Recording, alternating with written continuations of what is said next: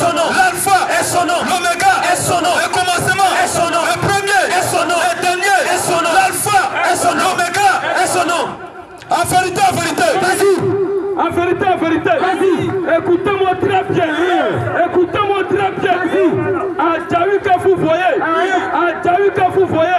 la Côte d'Ivoire tout entière, que vous voyez, un jour, la Côte d'Ivoire va plus exister. La Côte d'Ivoire va plus exister.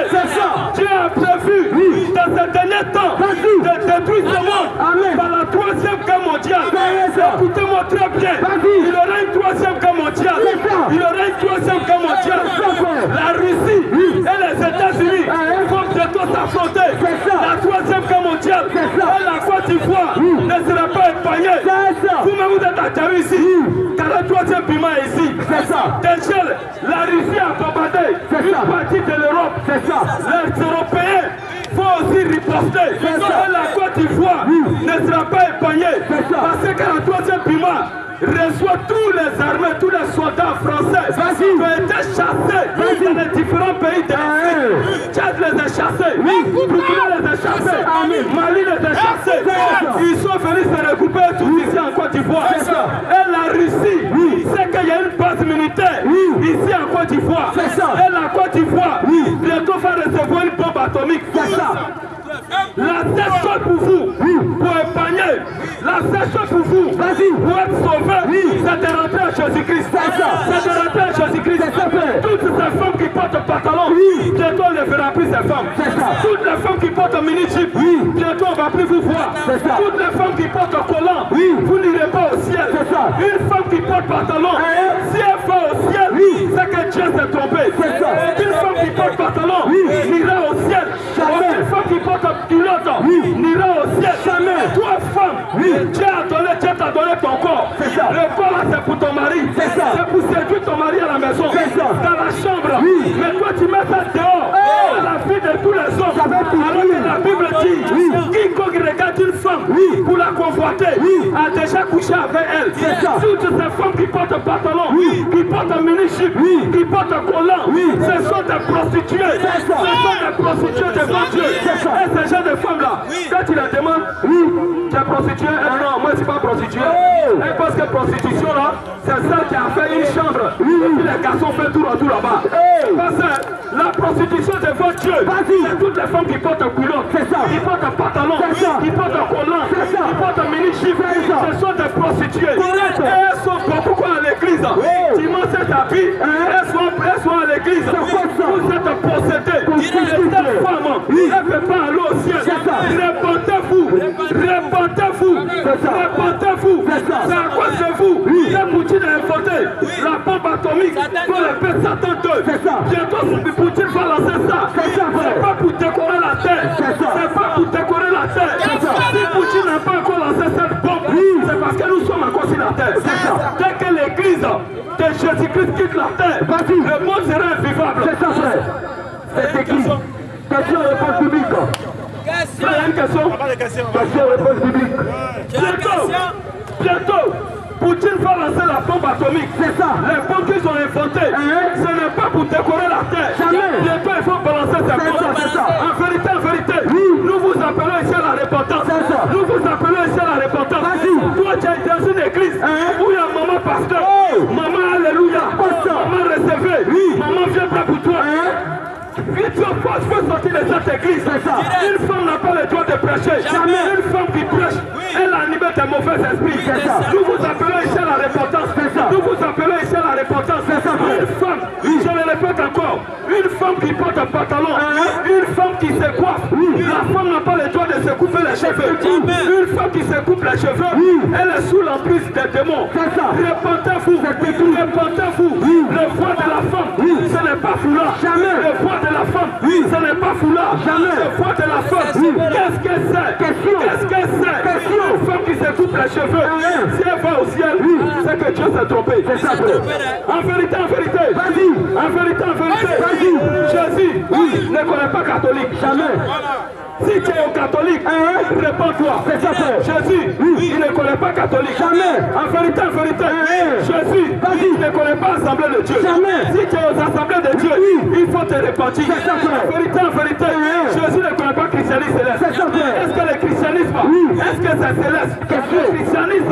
sur la terre ici. Et vous allez remarquer que les papas, les grands-parents, les papas, les vieux pères, les grands-pères qui ne portent pas chaussures et qui se promènent à Abidjan sans chaussures, avec une robe de nuit. Ça peut tuer. De telles personnes, s'il va au ciel, c'est que Dieu a oublié. Il ne peut aller au ciel. Christianisme céleste, ça vient de l'enfer.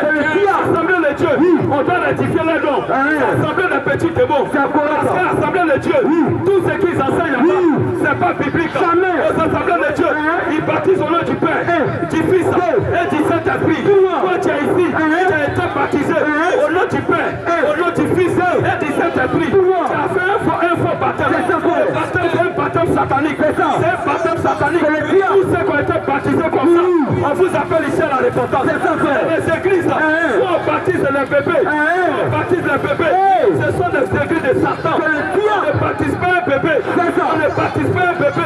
La Bible dit de baptiser celui qui croit. Est-ce qu'un bébé peut croire? Est-ce qu'un bébé peut croire? Alors en vérité, nous vous appelons ici à la repentance. Si tu es au catholique, Jésus ne connaît pas les catholiques. Jamais. Jésus ne connaît pas les assemblées de Dieu. Jamais. Jésus ne connaît pas les christianistes célestes. Il ne connaît pas les mormons. Il ne connaît pas les bouddhistes. Il ne connaît pas les témoins de Jéhovah. Un témoin de Jéhovah, c'est-à-dire qu'il doit retourner au temps d'Abraham. Nous les chrétiens, nous sommes les témoins de Jésus. Nous ne sommes pas témoins de Jéhovah. Toi tu es au SEMA, les églises de Baoulé.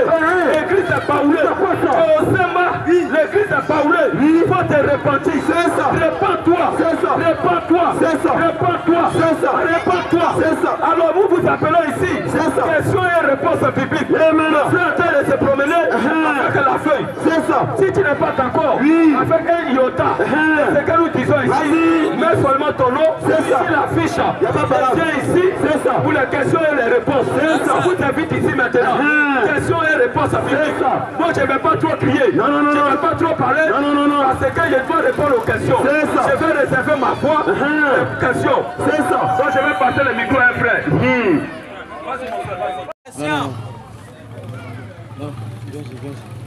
Bonsoir, monsieur Edan. Venez un peu là-bas, quoi, la caméra là. Goliath. Tiens. Arrête de faire ça, frère. On va faire ça.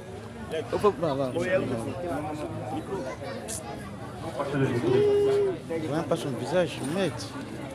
Bonsoir. Je me présente, Yedaï, Dépôt M.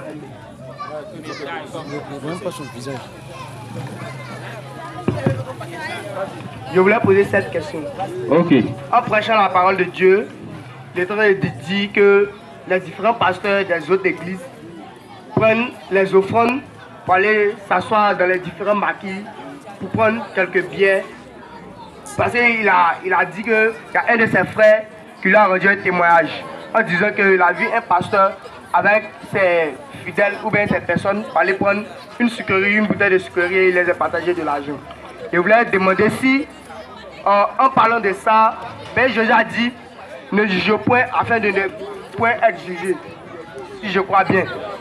Voilà. Je voulais demander si, en disant cela, il ne juge pas les autres personnes. Ok. Frère, que Dieu te bénisse.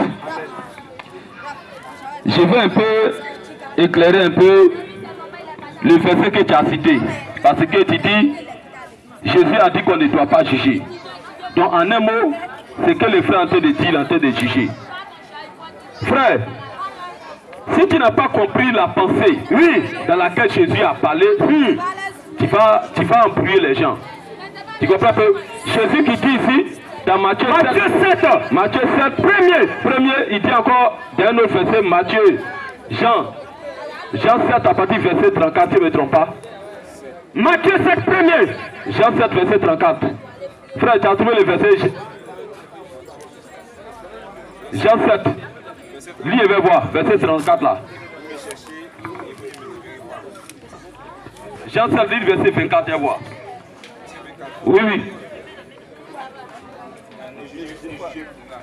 Alors il dit ici, Matthieu 7, verset premier. Ne jugez point. C'est Jésus qui dit, il dit ne jugez point, afin que vous ne soyez point jugés. Ici, Jésus dit quoi ici? Jean chapitre 7, le verset 24. Oui. Ne jugez pas selon l'apparence. Tu vois? Il dit Jésus dit, ne jugez point, afin que vous ne soyez point jugés. Tu vois? Mais ici, Jésus dit quoi? Ne jugez pas selon l'apparence, mais jugez selon la justice. Tu vois? Ici, Jésus dit on doit juger. Ici, Jésus dit on va juger. Est-ce que Jésus se contredit? Il ne se contredit pas. Alors, qu'est-ce qu'il veut dire par là en disant ne jugez point afin que vous ne soyez point jugés? Car on vous jugera du jugement. Reprends. Ne jugez point. Tu vois, Jésus veut expliquer pourquoi il dit de ne pas juger. Ne jugez point afin que vous ne soyez point jugés. Afin que vous ne soyez point jugés. Car on vous jugera du jugement. On vous jugera du jugement dont vous jugez. Et l'on vous mesurera. Donc on va vous mesurer aussi. Avec la mesure dont vous mesurez. Donc en un mot, tu es dans la même position avec la personne. Tu es voleur et tu attends qu'ils soient en train de poursuivre voleur. Toi aussi tu es en train de courir derrière les voleurs. Alors que toi-même aussi tu es un voleur. Tu es dans la même position que lui et toi tu le juges. C'est cela que Jésus ne juge point afin que vous ne soyez point jugés. Alors dis frère, pourquoi vois-tu la paille qui est dans l'œil de ton frère, et n'aperçois-tu pas, et tu n'aperçois pas la poudre qui est dans ton œil? Tu vois, c'est-à-dire que tu es dans la même position que lui et toi tu veux le juger. Alors dis frère, ou comment peux-tu dire à ton frère, laisse-moi ôter la paille qui est dans ton œil, toi qui as une poudre qui est dans le tien, qui est dans ton œil aussi. Hypocrite, tu vois, il dit hypocrite. Premièrement, c'est-à-dire afin de juger ton frère, ton prochain. Premièrement, la poudre qui est dans ton œil, et alors, tu verras comment ôter la paille. Maintenant, tu pourras juger maintenant. Allons-y, frère. Tu verras comment ôter. Maintenant, tu pourras juger la paille, ton prochain, de l'œil de ton frère. Tu vois un peu. Donc, Jésus dit toi que tu es dans la même position que la personne, tu ne dois pas juger. Donc, en un mot, si tu prends les versets pour dire que Jésus dit on ne doit pas juger, c'est-à-dire que les juges qui sont au parquet d'Abidjan, le travail qu'ils font là, c'est un faux travail. Alléluia. Si tu vois un voleur rentrer chez toi, il faut l'appeler joli garçon. Il ne faut pas le traduire en justice. Tu vois un peu non? Donc Jésus explique pourquoi il dit on ne doit pas juger. Maintenant Jésus dit dans Jean 7 à verset 24 qu'on vient de lire. Allons-y frère.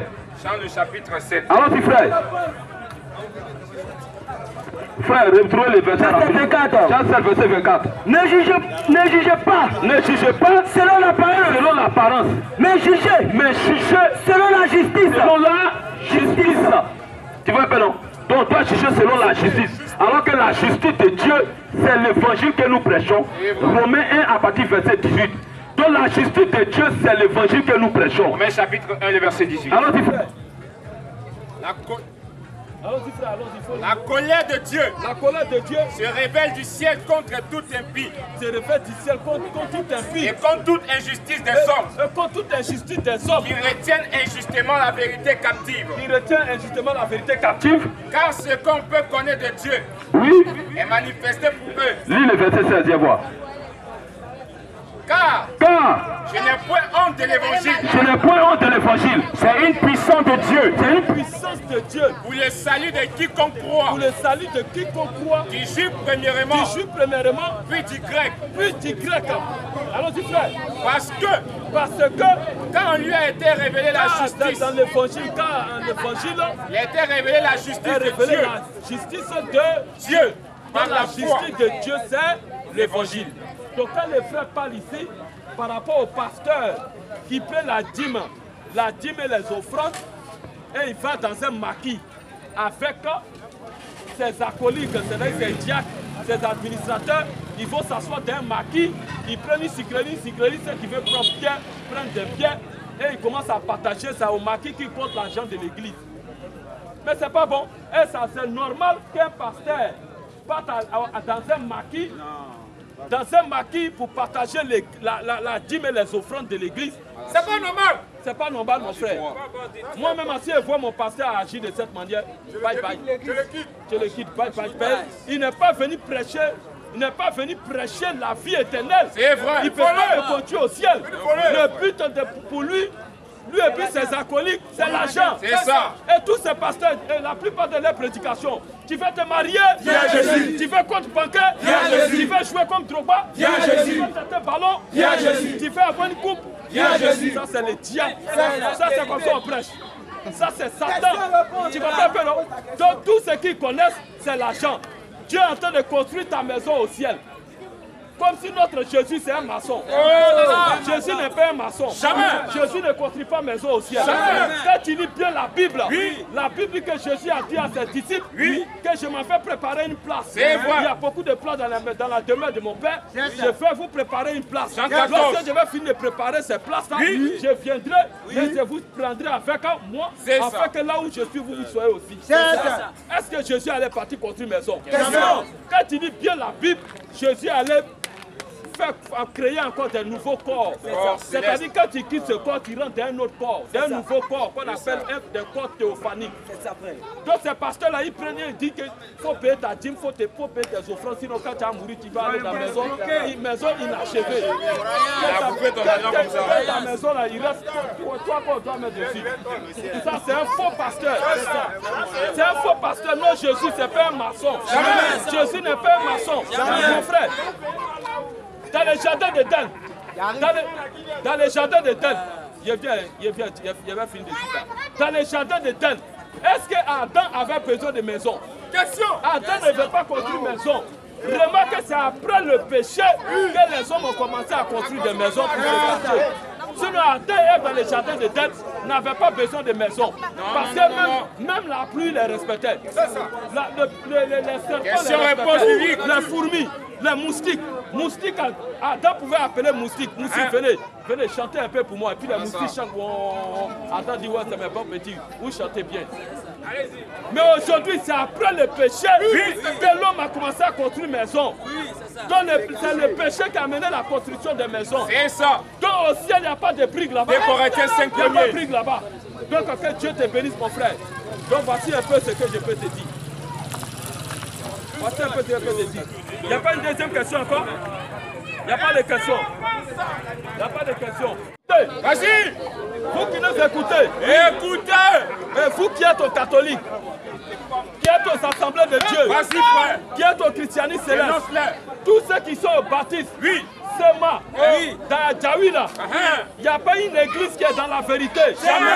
Toutes les églises d'Adjaoui sont dans l'erreur. Tous ceux qui sont allés à l'église ce dimanche, ils sont allés adorer Satan. Parce qu'il n'y a pas une église ici en Adjaoui qui prêche la vérité. Toutes les églises d'Adjaoui sont égarées. Il n'y a pas une église qui est dans la vérité. Tous les pasteurs d'Adjaoui sont des faux pasteurs. Parce qu'ils n'ont pas la révélation de la parole. Tous les pasteurs d'Adjaoui, ce sont les chercheurs d'argent. Sinon, ce ne sont pas des pasteurs. Ce sont des envoyés de Satan. Toi, tu es au catholique, il faut te repentir. Tu es aux assemblées de Dieu, il faut te repentir. Tu es au christianisme céleste, il faut te repentir. Tu es baptiste, il faut te repentir. Tu es témoin de Jéhovah, il faut te repentir. Tu es christianisme céleste, il faut te repentir. Il n'y a pas une église ici, à Djaoui, qui prêche la vérité. Nous vous appelons à la repentance. Venez à la repentance. Venez à la repentance. En vérité, tous les baptistes, baptistes libres, baptistes agricoles, tout ça c'est Satan. Et dans les églises, ils enseignent que le foie de la femme, c'est foulard. Le foie de la femme, ce n'est pas foulard. Et vous allez remarquer, dans cette église-là, tellement les femmes ont attaché foulard, que la chevelure de devant, tout est arraché. Que le foie de la femme, ce n'est pas foulard. Le foie de la femme, c'est sa chevelure. Raison pour laquelle une femme n'a pas le droit de se couper les cheveux. Une femme qui se coupe les cheveux, une femme qui fait pecha, qui fait rakogo, elle est possédée. Elle est possédée.